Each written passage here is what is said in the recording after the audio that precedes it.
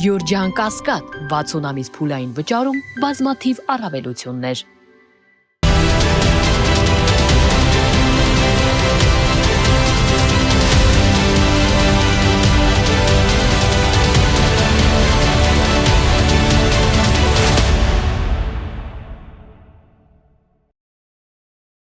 Բարև ձեզ մեդիա հաբի հարգելի հետևորդներ, այսօր Մեդիակաստ հաղորդման իմ հյուրն է Դեմոկրատական այլընտրանք կուսակցության նախագահ Սուրեն Սուրենյանցը։ Բարև ձեզ, պարոն Սուրենյանց, շնորհակալ եմ իրեն կալվելու համար։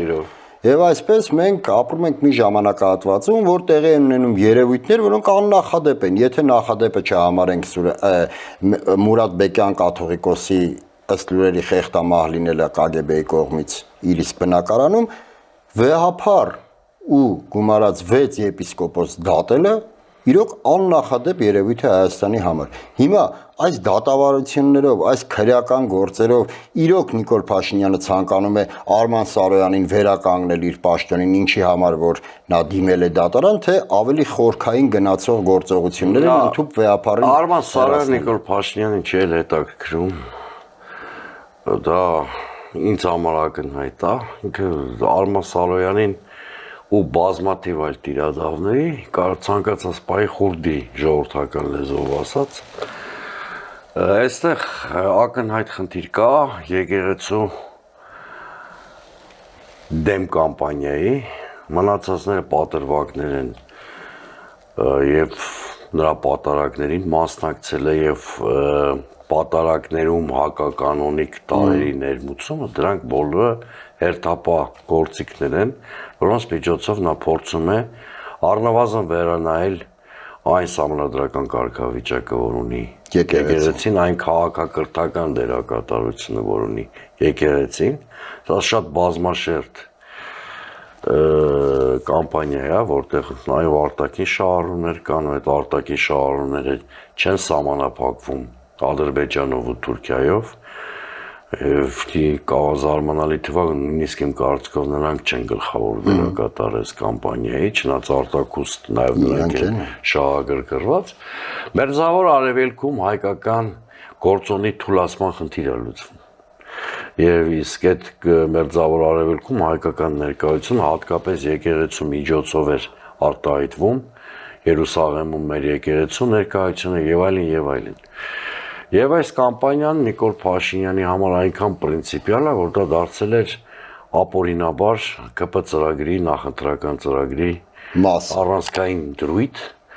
եւ կասկած չունեմ, որ տարբեր ելևէջներով, մեկ ակտիվ փուլով, մեկ պասիվ փուլով նա շարունակելու է այս կամպանիան։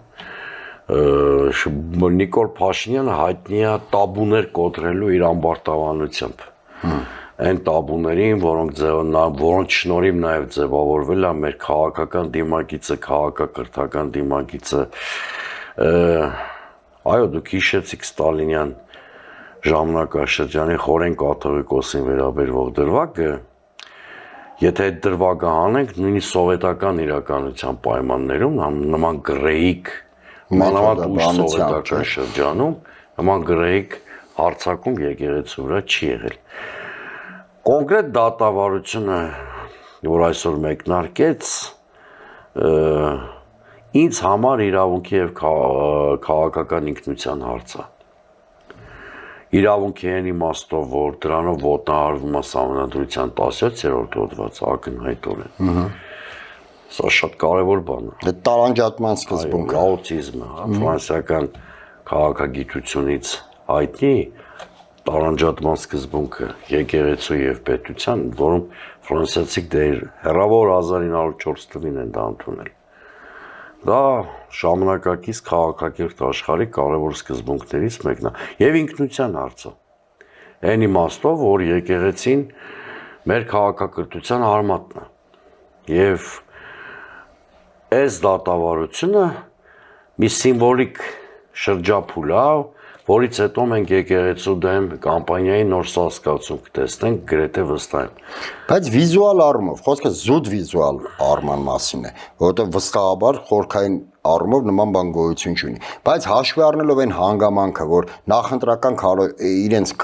կամպանիայում ներառված էր եկեղեցու դեմ գրոհը, վեհապարի դեմ գրոհը որպես օրակարգ։ Հիմա Նիկոլ Փաշինյանը այդ ամենով հանդերձ ստացավ քվե, որը իրեն թույլ տվեց ձևավորել իշխանություն։ Հա, բայց դա թույլ չի տալիս հակասահմանադրական գործողություն։ Համաձայն եմ, թույլ չի տալի իհարկե, բայց զուտ վիզուալ առումով չի ստացվում արդյոք, որ նա գցեց այդ ամենը ժողովրդի գրպանը, ինքը փորձելու է դառնել հենց այդպես ընդհանրապես բոլոր նախորդ 5 տարիների այլանդակությունները ինքը հենց ժողովրդի մանդատով է հիմնավորել, նկ Արցախի կործանումը եւ այլն եւ այլն։ Բայց հիմա մի հատ առանձնահատկություն կա, նախ 26 թվականի հունիսի 7-ից ինքը առնվազն խոցելի լեգիտիմություն ունի, որովհետև երրորդ հանրապետության ընտրական պատմության ամենագրեհի կերծիքն է տեղի ունեցել ԲՀԿ-ի հետ կապված դրվագը միայն հերիք է, ես կարող եմ այլ բաներ նույնիսկ հիմա չի հիշել, որովհետև այլ բաները միշտ եղել են։ Դե դա ներողություն ընդհատելու համար այն ինչ կատարվեց ԲՀԿ-ի հետ, դա նույնիսկ ընտրակեղծիք էլ չէր, որովհետև ընտրակեղծիկը այլ բան է, որ կեղծում են ձայները ու տվյալ քաղաքական ուժը չի անցնում, մարդուն ոնց էլ ասես դու ճիշտ է հաղթահարել ես շեմը, բայց դու չես անցնում։ Այո, հաղթահարել ես, բայց չեմ ուզում չես անցնելու։ Տենց ուրեմն խոցելի լեգիտիմություն ունի մեկ, եւ երկրորդը վստահության մանդատը երբեք չպետք է շփոթել սահմանադրական լիազորությունների հետ։ Վստահության մանդատը թույլ է տալիս ամբողջությամբ գործել սահմանադրական լիազորությունների շրջանակում, այո, կա տես բան, բայց այս դեպքում կա սահմանադրության 17-րդ հոդված, որը որևէ կերպ թույլ չի տալիս այնպիսի գործողություններ իրականացնել, որոնք կասկածի տակ կդնեն հայ առաքելական եկեղեցու ինքնավարությունը։ Իսկ այդ ինքնավարությունը սահմանադրական կարգավիճակով օժտված իրավունք է։ Բայց Նիկոլ Փաշինյանը իհարկե դա մանիպուլացնելու է, հատուկ հենց դրա համար էլ ծրագրում գրել է, որտեվ ծրագրում գրել էր, բայց օրինակ նախընտրական կամպանիայի ժամանակ եկեղեցու թեման չկար։ Գրել էր, որ հետո ասի այս ծրագրի հիմքը, այո, ակնհայտորեն դրա համար է արել, բայց իհարկե նկատենք, որ խոչընդոտող բաներ էլ կարող է տեղի ունենան, որովհետև տուրբուլենտությունը չափազանց մեծ է, ներքին արտաքին խնդիրների մի մեծ փունջ կա, եւ ես չգիտեմ այդ մեծ փնջով կամ այդ բեռով Նիկոլ Փաշինյանը կարող է եկեղեցու դեմ կամպանիան միջև վերջ իրականացնել, որտեղ այնուամենայնիվ եկեղեցին գործարար չի, եկեղեցին կուսակցություն չի, եկեղեցին մի հատ ինստիտուտ է, ու մենք տեսել ենք նախորդ 2 տարիներին, որ կոնսոլիդացվում է տասնյակ հազարավոր մարդկանց, հիշում եք, դժվարությամբ չնայած ասպատակությանը, բայց ինչպիսի դժվարությամբ Միքայել Սրբազանի այդ կալանքի գործողությունն եք հիշում եք, որ եկեղեցու դեմ գրոհ եղավ, ի վերջո հանդիպեցին դիմադրության, նահանջեցին, ի վերջո Միքայել եւ Բագրատ Սրբազանները դարձան ամենապոպուլյար բանտարկյալները, էդ էլ չանտեսենք, հատկապես Միքայել Սրբազանի պարագայում դա դարել էր հատ լակմուսի թուղթ։ Նույնիսկ առաջադրում էին որպես նախագահի տեխնացու։ Իհարկե ես այդ առաջադրումներին սկզբունքորեն դեմ եմ ու բայց կար օրակարգում։ Բարեբախտաբար Սրբազան հայր ինքն էլ թույլ չտվեց այդ գայթակղությանը, որովհետև քաղաքական անկյալության հետևանք է, երբ որ քաղաքական դասը իր շրջանակից դուրս է կադրային լուծումներ գտնում։ Դա էլ մյուս ծայրահեղությունն է, Մակարիոսի ֆենոմենն են փորձում Հայաստանում անել, բայց լրիվ առանձնահատկություններ ունի հայկական քաղաքական կյանքը եւ այնքան էլ լավ նախադեպեր չունենք հոգեվոր հայրերի քաղաքական ներգրավվածության։ Օրինակ ես չեմ կարծում հայոց համազգային շարժման ամենալավագույն տարիները եղել են եւ երբ որ Տեր Հուսիկներ նախագահը, հա, որտեվ ինքը մեծ իմաստով ոչինչ չտվեց հոգեվոր դասեղինակության բարձրացմանը, եթե չասեմ հակառակը։ Եվ առանձնապես չէր ընկալվում որպես կառավարող կուսակցության ղեկավար, հա։ Ես ասում եմ հարազատաբար, որովհետև այդ կուսակցության հետ միշտ բարեկամական հարաբերություններ եմ ունեցել, բայց դա կապ չունի դա։ Իրականություն է։ Այս ներսում էլ այդ քննարկումները կար, հա։ Եվ ուզում եմ ասել, որ այստեղ ծայրահեղությունների որևէ կերպ ծայրահեղությունների մեջ չպետք է գնենք։ Ուզում եմ ասել, որ բոլոր այն մարդիկ, որ հույս ունեին մյուս կողմից, որ Նիկոլ Փաշինյանը եկեղեցու տոնն մոռացել է, Սխալվեց։ իհարկե, որովհետև Նիկոլ Փաշինյանը Ոչինչ չի մոռանում։ սա ազգային արժեքներ չեն, որ ինքը մոռանա, այդ ռեպրեսիվ ցանկը իր մենյուն մի ստատիկ մնում է։ Պարոն Սուրենյանց, հիմա այնուամենայնիվ մի հատ այս դատավարությունը, որը վեհապարի հանդեպ իրականացվելու է, տեղի ունենալու, տարբերվում է մնացյալ այլ բոլոր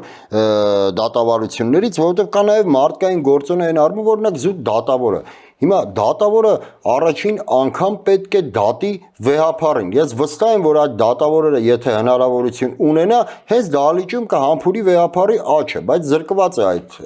հնարավորությունից։ Հիմա ինչ ընթացք կա ունենալու այս դատավարությունը, այսինքն ո՞նց են մեղադրող կողմը ո՞նց է նայելու վեհապարի աչքերին մեղադրանք ներկայացնելու, դատավորը ո՞նց է առհասարակ այդ նիստերը կառավարելու, այս գործոնը թեկուզ աստվածավախությունը։ Քիչ իհարկե կոնկրետ բարոյական մարդկանց համար դա շատ մեծ բեռու խնդիր է, բայց նոր քիչ առաջ էի ասում, Նիկոլ Փաշինյանը տաբուներ է ջարդել այս երկրում, որոշ հարցերում ճակերտների մեջ ինքը հաջողել է։ Օրինակ, մենք նույն սերնդի մարդիկ ենք, բոլոր առումներով պախարակելի, եղկելի է եղել մեր դաստիարակության միջավայրում այն երևույթը, երբ որ մեծի վրա ձեռք են բարձրացրել, երբ որ շակալի պես խմբով հարձակվել են մի մարդու վրա, երբ որ մարդուն իր տան մեջ չդիմադրող մարդուն հետևից հարվածել են, գցել են գետ։ Այն էլ 70 տարեկան։ 70 տարեկան, հա, իսկ նկարագրում եմ այն ինչ-որ եղել է Ծառուկյանի հետ, վստահաբար եթե մի 5-6 տարի առաջ մեզ տես բան ասեին, հարցաստեղ Ծառուկյանի անձը չի։ Որևէ հեղինակավոր մարդու նկատմամբ, որ նման բանը, հավանաբար մենք չենք հավատա, որովհետև նույնիսկ այն ակնհայտ ռեպրեսիայի տարիներին, որոնց դուք էլ ես էլ քաջածանոթ ենք, քաղաքական դիմախոսներին, եթե կոշտ հակադրության միջավայրում չէին ձերբակալում, ասենք փողոցում, այն բախումների ժամանակ, գալիս էին տնից էին որոշակի հարգանքի որոշակի հարգանքի ինձ մարտի 1-ի գործով եւ 2004 թվականին որ կալանավորել են,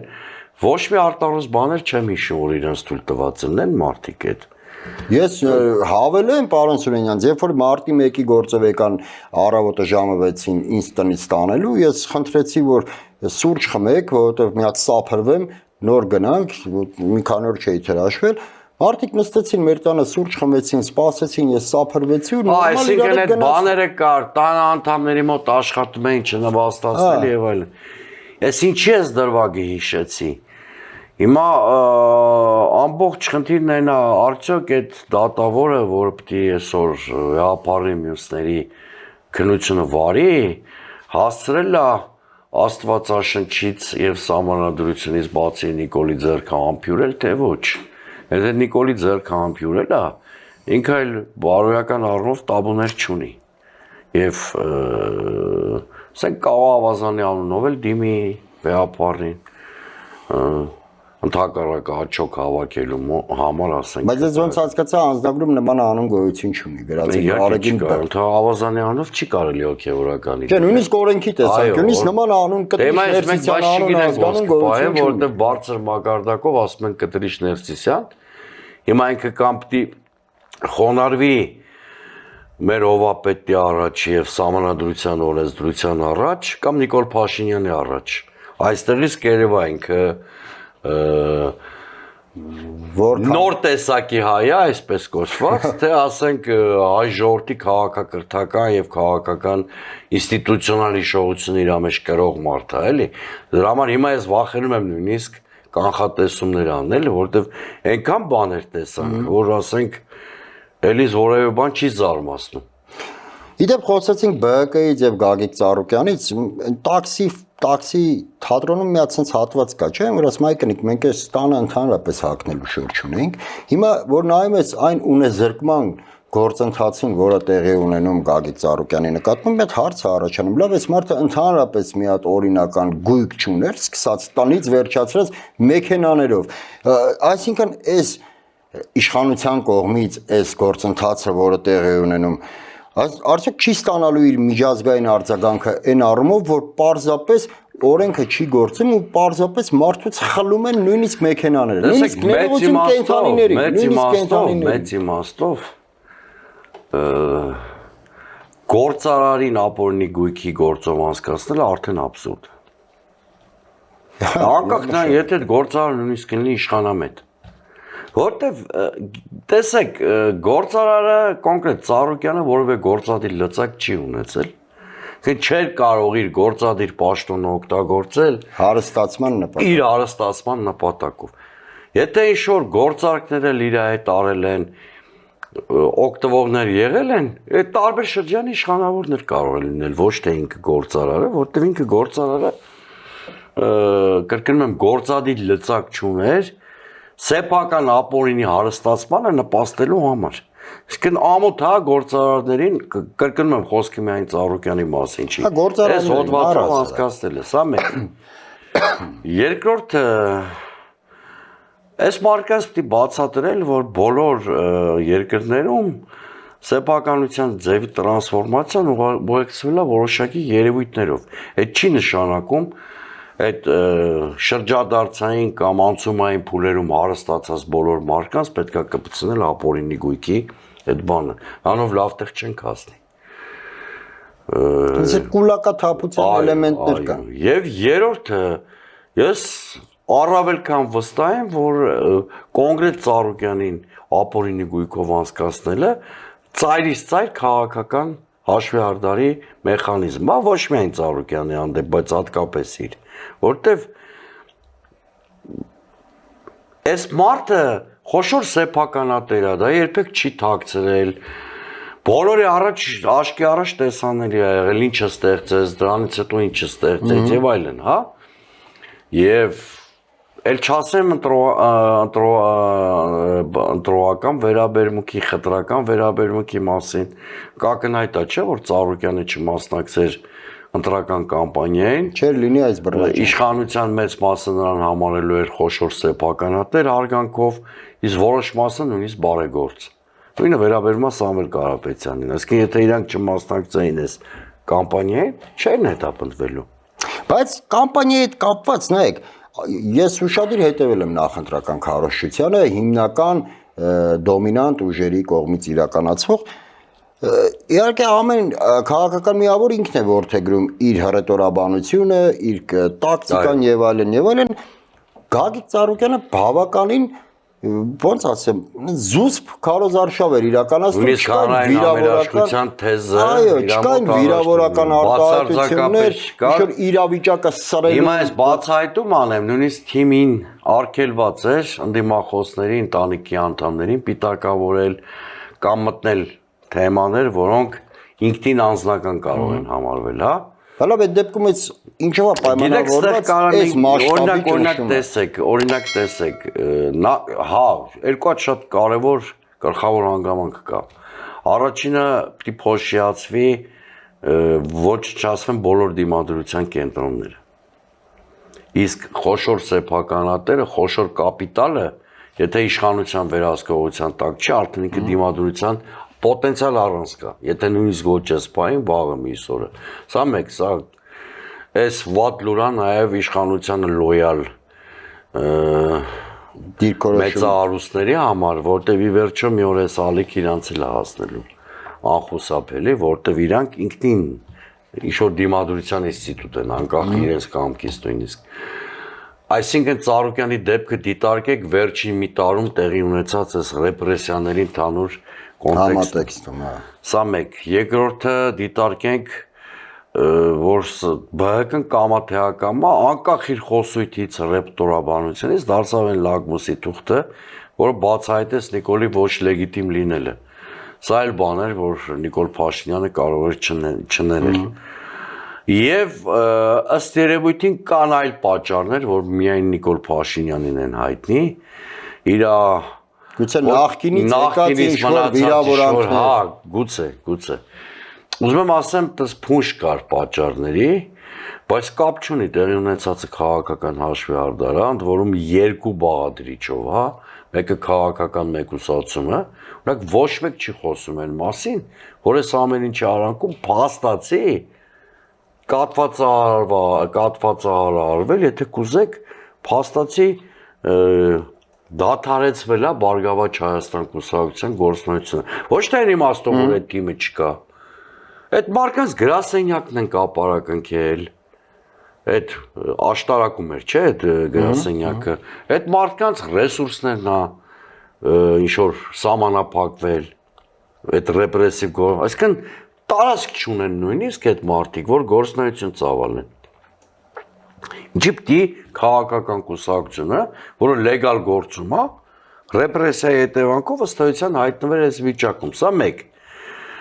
Կենտրոն հեռուստաընկերությունը 3 տուգանվեց, գիտեք, էլի մի հատ մտածածին, այո, մտածածին ինչ-որ պատճառներով։ Այսինքն քաղաքական մեկուսացումն է մի խնդիրը, մյուսը ունես զրկումը, ինչ-որ դուք ասեցիք։ Բայց այստեղ մի հատ բան ուզում եմ ասեմ, մարդիկ կան շատակերության հակում ունեն, սեղանի շուրջ որ նստում են, անդադար լափում են, կներեք բառի համար, բայց լափելն ու ուտելը մի բան է, մարսելը ուրիշ բան է։ Հիմա հեծ արած ցեմենտ, կոնյակի գործարան, այդ կուլ են տվել, բայց պիտի մարսեն, չէ՞ դա, որտեվ դա սեփականության իրավունքի դեմ ոտնձգություն է ու հələ հարց է այդ առայժմ մենակ Ռոմանոսնում 2 հոգի են մարսել, որոնք բարձր ռոճիկներ են ստանում սեփականատերերի հաշվի։ Բայց սա ինստիտուցիոնալ վերջաբանում արդյոք օրինակ իշխանությունը կարա այս մարսի, դա մեծ հարց է, որտեվ կրկնում եմ, ֆունդամենտալ իրավունքի դեմ ոտնձգություն է։ Գիտեք ինչի նման է, վաղը կարան հեռու մեզանից գան մտնել մեր տները, ասեն այս տունը ձերը չի։ Հանգիստ։ Հա, որտեվ որոշել ենք, որ ինքը հանրային գերակա շահ։ Պարոն Սուրենյան, օրինակ մի արտահայտության եմ ուզում անդրադառնամ, եթե այդ արտահայտությունը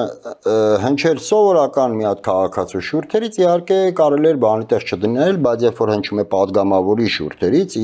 ավելի կարևոր է դառնում, որտեղ падգամավորը օրենսդիր մարմնի անդամ է, որը մշակում է օրենքներ, նախաձեռնում է օրենքներ, ընդունում է ի վերջո օրենքներ, այնուհետև այդ օրենքները կիրառվում են մեր կյանքում։ Այո, այդ օրենքները կիրառվում են մեր կյանքում։ Հիմա ես իրավաբան չեմ մասնագիտությամբ, բայց տրամաբանորեն չի կարող իրավական գործընթաց լինել, երբ որ մարդուն ձերբակալելուց պարկեստում են գետնին։ Առավել եւս երբ մարդը դիմադրություն ցույց չի տալիս, ուղղակի վերստում մարդուն խփում են ոտքերին ու պարկեստում են գետնին։ Սակայն падգամավորներից մեկը Սերգեյ Բագրատյանը, որը նախկինում եղել է ԿՊ անդամ, այսօր անցել է ԿՊ, շատ հանգիստ տոնով ասեց, դե դա իրավական գործընթաց է այդ պարկեստները։ Այսինքն հիմա դա նորմ է դառնում մեր հասարակական համարժեք պատասխան իհարկե ստացել է այդ բարի վատ իմաստով երես փոխանը։ Իստից adekvat պատասխան ստացել է։ Ես գիտեք ավելի կստանելի է հիշել, որ այդ մարդը ժամանակին նույնիսկ ծնկաչոկում էր վառում Ծառուկյանի առաջ, գցնելու գործով չեմպիոններ եւ այլն։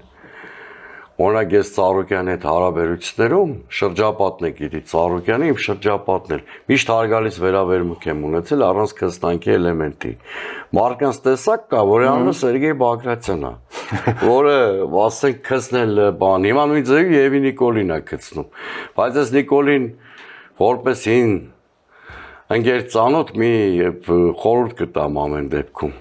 Եթե Ծառուկյանի արածների դիմացի մենք իրան սեցա պահում այդ Սերգեյ Բագրատյանը,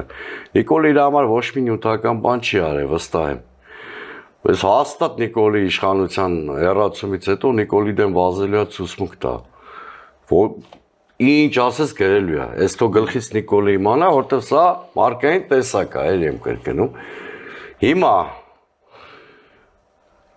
ձեռնաշղթա հագցնելը կամ զգետնելը կամ Պոլին խփելը, ոնց որ Նիկոլն է սիրում, Պոլին տալը ասել, նախատեսված օրենքով սահմանված 2-3 դեպքում։ Եթե ում որ ուզում են ձերբակալեն, կասկածում են, որ ինքնավնասման կդիմի կամ դիմացինին կվնասի, կամ էլ մի գործողություն կանի, որը հասարակական կարգը կխաթարի։ Ծառուկյանի դեպքում այս 3-ից որևէ մեկը չի եղել, բնականաբար Սերգեյ Բագրատյանը այս պարագայում ոչ թե իրավական գործընթացի մասին է խոսացել, բացահայտորեն ցինիկ ձևով բեսպրիդելը արդարացրել է ինքը լինելով օրենք ստեղծող։ Դե դրա համար եմ ասում, այլ բանը սովորական։ Ես մաղթում եմ, որպեսզի իշխանությունները հաջորդ անգամ իրավական նման գործընթաց ավելի պերճախոս դրսևորումներով ի նկատմամբ կիրառեն։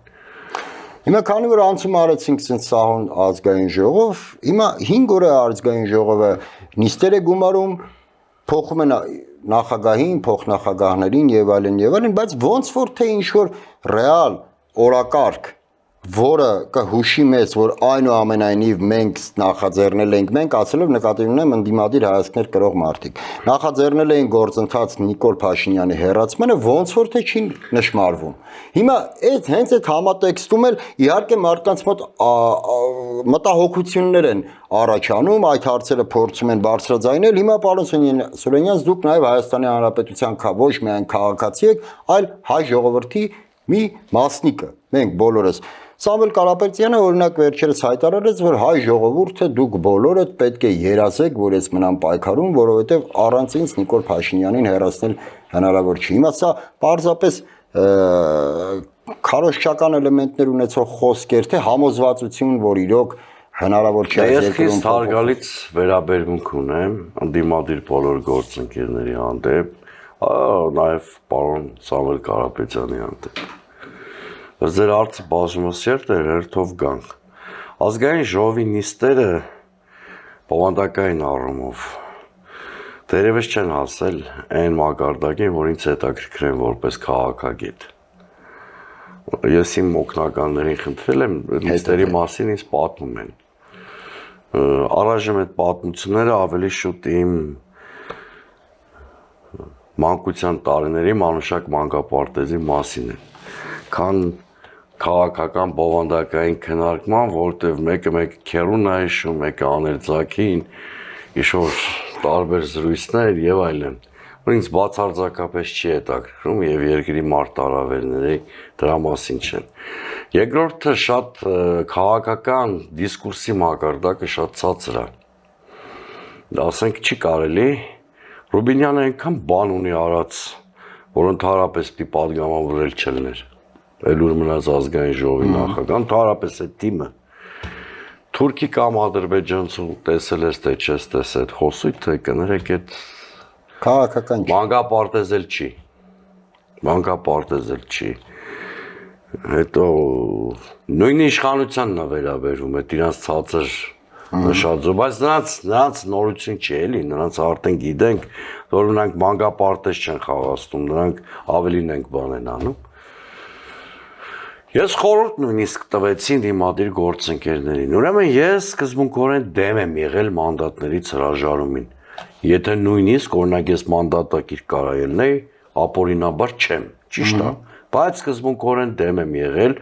անձնական այդ բաները թողելով մի կողմ, սկզբունքորեն դեմ եմ եղել մանդատներից հրաժարվելուն, որտեվ խորհրդանական ռեսուրսն եմ կարևորել ընդհանուր պայքարի տրամաբանության մեջ, բայց հորդորեցի մեր ընդդիմադիր գործիչներին ազգային ժողովի պաշտոնների բաժանման գործընթացին չմասնակցել, որովհետև այդ հանձնաժողովի նախագահ կամ փոխնախագահ քեզ ոչինչ չի տալիս վերահսկողական իմաստով, բայց ստանձնելով դու այդ գործընթացի պատասխանատվությունը եւ այդ պաշտոնները վերցնելով նպաստում ես ազգային ժողովի ինստիտուցիոնալ ճանաչմանը, որից հետո քո խոսույթում այլևս չի կարող տեղ ունենալ ոչ լեգիտիմության մասին խոսույթը։ Դե ցավոք սրտի գնացին վերցնելու, սա մեկ։ Ինչ է ասում մի վերցեք, որովհետեւ դրանից առաջ երկու իրադարձություն շատ հեշտ մարսել էր իշխանությունը։ ԲՀԿ հետ կատարածը եւ վեհապարին չհրավիրել։ Այս արդեն որոշակի ձևով ընդդիմությունը արդյունավետ հակազդեցություն չէր կարողացել ցույց տալ այս բաներին, հիմա էլ երրորդ հետ ինստիտուցիոնալ մասնակցությունը։ Հույս ունեմ, որ այս կարճ նիստերից հետո բովանդակային առումով ընդդիմությունը ավելի պատրաստի կգնա սեպտեմբերյան նստաշրջանի, որովհետև այդ 100 օրվա բանը քաղաքական անմեղության կանխավարկածի նաև ընդդիմության վրա է տարածվում, բայց հատկապես ուժեղ Հայաստանը իր առանձին падգամավորների շատ դուրջ աշխատելու խնդիր ունի, որտեղ ամոթ բան չի, այնտեղ կարող անփորձություն էլ կա էլի նույնիսկ։ Ինչ վերաբերում է Սամվել Կարապետյանի հայտարարություններին։ Գիտեք, Սամվել Կարապետյանի ես շատ հարգում եմ, ինքը արժեք արդյունք ստեղծած անձնավորություն է եւ ի վերջո ընդդիմության դաշտում էլ ագին հաջողեց իր այդ ըստ էության 0-ից ստեղծեց ինստիտուտ, որը ազգային ժողովի ընտրություններում, բայց մի շարք հայտարարություններ ես իր փոխարեն չէի անի։ Մեկը գաղթի պլանի մասին հայտարարությունն է, որովհետև կուսակցությունները չեն կարող գաղթի պլան ունենալ։ Մեկը որ երազանքի, հա, երազանք, ժողովուրդը հաստատ անձերի հետ երազանք չի կապում։ Այդպես չի եղել ու դա ճիշտ է, որ անձերի հետ երազանք չկապի։ Ես հակված եմ ենթադրել, որ նա ուղղակի ոտի վրա երբեմն կիսահեգնական, կիսահումորային արտահայտություններ է անում, որովհետև կայացած մարդ է եւ չի կարող այդ հայտարարությունները, այսինքն ես համոզված եմ, որ եթե նախատեսված լուրջ ասուլիսը լինի կամ բան, դժվար թե ինքը նման հայտարարություն անի։ Ամեն դեպքում ես այդ գաղթի պլան այդ կարգի հայտարարություններ խորհուրդ կտամ, բարեկամաբար բնականաբար, որովհետև ընդդիմադիր որևէ սեգմենտի ձախողում, բոլորից ձախողումն է, չանել, որովհետև դրանք քաղաքական կատեգորիաներով դատողություններ չեն։ Քանի որ մեր հաղորդումը մոտենում է ավարտին կարճ ժամանակ ունենք, բայց չենք կարող նաև չանդրադառնալ մի կարևոր իրադարձության, որը այս պահին տեղի է ունենում, Նիկոլ Փաշինյանը մասնակցում է Եվրասիական միջկառավարական խորհրդի նիստին։ Հիմա այդ քայլով Նիկոլ Փաշինյանը փորձում է կանխել այն հնարավոր ժամկետները, ինչ է մեզ տվել ԵԱՏՄ-ից կողմնորոշվելու վերջնական, փորձում է կանխել այդ ճիշտ տեղ չի գնացել։ Ուր պետք է գնար։ Կամ առասարակ նա ցանկություն ունի կանխել։ Բացի իրանից մյուս հավաքվածները իրանց երկրների քաղաքականության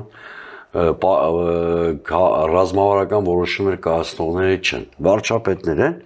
մյուս 4 երկրներում նախագահական համակարգեր է, ամենայն հարգանքով Միշուստինի եւ մյուսների անունով։ Այսինքն հանդիպել է ոչ այն մարդկանց, այսինքն նրանք չեն որոշում կայացնողները, որոշում կայացնում Ռուսաստանում Պուտինի մակարդակով, Ղազախստանում Տոկաևի մակարդակով, Բելարուսում ասենք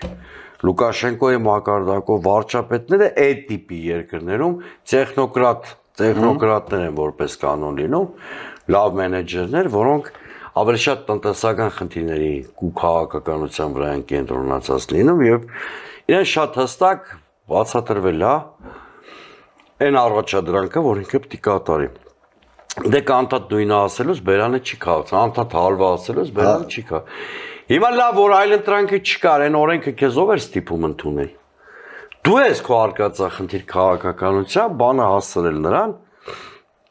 որ քո առաջ դիլեմա են դնում։ Խոսքը ԵՄ գրման օրենքի մասին։ Ինչի ընդունեցիր այդ օրենքը։ Երբ որ էլ այլընտրանքը չկա, ով էր ընկե հետևիցդ։ Դա հակառուսական դրամատուրգությունները ուզում էր կապիտալիզացնել, որպես ներքաղաքական կապիտալ օգտագործեիր, բա պատասխան տալու մասին չէիր մտածում։ Կամ Մարսելու նույնն օրինակն է։ Հիմա ինքը ընդհանրապես իրան թու այլ բան ուզի, ով որ Հայաստանի հետ գործ է բռնում, հարակվե է պահանջում։ Դե որտեղ նախադրյալը Ալիևը, Պուտինը, ով Հայաստանի հետ գործ, որ վաղ Եվրամիությունն էլ լուրջ գործ բռնի Հայաստանի հետ, հարակվե է պահանջում։ Սա նշանակում է իր խոսքի արժեքը այնքան արժեզրկված է, որ գործ են ունենալ ժողովրդի հետ։ Այս ճգնաժամը կարող է լուծվել միայն այն պարագայում, թե Հայաստանի իշխանությունը հստակ պատասխան տա։ Արդյոք իր քաղաքականությունը տանում է ռազմավարական կուրսի փոփոխությանը երկրի, այդ դեպքում Պուտինի ու մյուսների արգումենտները միանգամայն ճիշտ են, ու ցավոք սրտի դրան էլ տանում է։ Եթե չէ, շատ հեշտ է 48 ժամվա ընթացքում ինքը եւ հրապարակային հայտարարություններով եւ այդ արկածախնդիր օրենքը կասեցնելով կարող է բոլորին ասել, որ իշոր սխալներ են գործել կամ դուք մեզ ճիշտ չեք հասկացել եւ այլն եւ շատ հստակ է։ Այս պայմաններում տեսեք աշխարհակաղակական турբուլենտության պայմաններում ստրատեգիական կուրսի փոփոխությունը արկածախնդրություն է, սա մեկ։ Երկրորդը նույնիսկ դիվերսիֆիկացիան մեր տիպի փոքր երկրները այս փուլում չեն կարող անել, որտեղ աշխարհակաղակական կենտրոններից յուրաքանչյուրը շատ կոշտ է դնում։ Ասում եմ կամ իմ հետ ես կամ իմ հետ չլները ես դիտարկեմ։ Իմ դեմ ես։ Այ մինչերս Նիկոլ Փաշինյան առանձնապես դժգոհելու առիթ չունի։ Ոչ էլ մեր արևմտամետները այդ պսևդո բուծած որոնք օրը մեջ խոսում են դեմոնիզացում են Ռուսաստանին ու Պուտինին, բա որ հանկարծ Պուտինը որոշել Մադուրո օպերացիա աներ Հայաստանում, օրինակ։ Դա համար գիտեք Փաշինյանը կգտնվեր Մոսկվայում։ Այդ կամքից անկախ։ Այս քաղաքականությունը, որ Նիկոլ Փաշինյանը վարում է, մեզ տանելու է կամ ուկրաինական սցենարի կրկնությանը, կամ մեզ տանելու է ուրեմն Թուրք-ադրբեջանական վիլայեթի վերածվելուն, կցորդի վերածվելուն, այդ բառը չեմ սիրում վիլայեթ, որովհետև կարմուտքից երաշխիքներ չենք ստացել ու չեն էլ խաբել մեզ այդ հարցում։ Ընդհանրապես նրանք չեն խոսացել։ Կամ ավելի է մեծացնելու Հայաստանի կախվածությունը Ռուսաստանից։ Հասկանում եք, այդ հակառուս հակը։ Գիտեք, ասիմետրիկ հարաբերություններ են, ով է դուժելու ճգնաժամից հարաբերությունները։ Ռուսաստանն էր, բայց հազարապատիկ ավելի շատ Հայաստանն է։ Հիմա այդ 250,000 մարդ սնկացման եզրին է։ Այս արտանումների, սահմանափակումների պատճառով։ Այ ինչ ես գնացել լեկցիա կարդում, ոնց որ այդ մարտիկ Կոպենհագենի հռչակագիրը խարցեն չգիտեն Եվրամիության, չգիտեն Եվրամիության անդամ ոնց են դառնում, գնացել ես լեկցիա ես կարդում, որից առաջ պիտի արվի, որ հարակվի։ Քեզ էս պահին քեզանից պատասխան են ուզում։ Հարակվեով կանես, այլ ձևով այդ պատասխանը կտաս։ Բայց պետքա դու ասում ես պապայ արև, յատնից դուրս գալ չեմ ուզում, ասում եմ Մոսկվա, слеза не верит։ Ասում եմ գնացեք հարակվե արեք։ Հիմա մյուս կողմից էլ ասում են, այդ կարող է Ալիևը մեզանից լավն է, պահանջում հարակվեն անում ես, մերի չէ։ Իսկ հասկանում եք ինքը իր համար ստեղծել է արտաքին քաղաքական փակուղի։ Գնացել է լեկցիա կարդում, չգիտեմ, որ փուլում կարելի է հարակ։ Բա որ այլընտրանքը չես գտել, ես այդ օրենք ընդունել։ Մյուս կողմից եթե այլընտրանքը գտել ես, ես խնդրում եմ մարդկանցից սանկցիաները վերացնել։ Հա, ասենք ինչի, ես չգիտեմ ինչ է, ամենայն դեպս բոլոր առիթները օգտագործել, իսկ թվում է, որ այս փուլում տրանսպորտի նախարարների հավաքել ելնի կմասնակցենք, որպես տրանսպորտի նախարարին փոխարինող։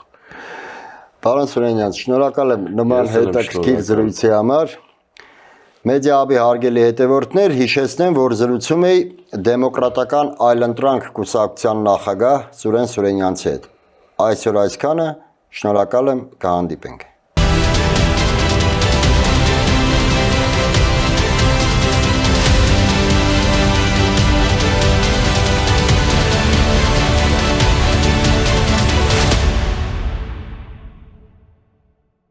Գյուրջան Կասկադ 60 ամիս փուլային վճարում բազմաթիվ առավելություններ։